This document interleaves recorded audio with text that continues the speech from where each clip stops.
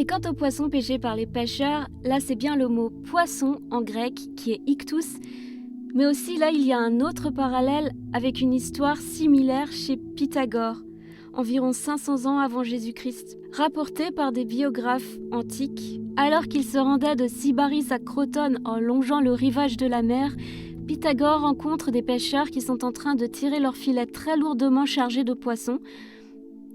Il s'approche et leur dit « Je sais exactement combien de poissons vous avez dans vos filets. » Les pêcheurs surpris et un peu moqueurs lui répondent « Si tu dis vrai, nous ferons tout ce que tu voudras. » Pythagore annonce le nombre exact, on compte les poissons un par un, le chiffre est parfaitement juste.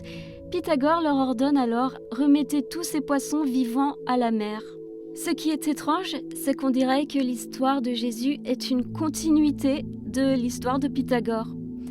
Car dans l'histoire de Jésus, il est mentionné le nombre de poissons pêchés, 153 gros poissons ichthus.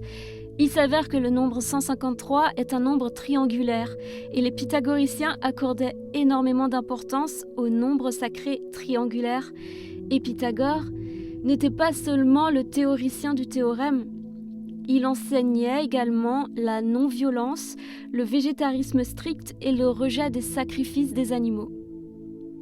Des valeurs qui rejoignent les Nazaréens, les Ébionites, les Esséniens, qui sont des groupes auxquels Jésus était lié selon plusieurs spécialistes. L'historien Joséphus et Philon d'Alexandrie mentionnent des liens entre les Esséniens et les pythagoriciens. Et d'ailleurs, le symbole ichthus, donc les deux cercles qui se croisent, appelés la Vesica Piscis, a un rapport de largeur d'environ 265 sur ce chiffre sacré de 153. C'est donc un ratio important dans la géométrie pythagoricienne.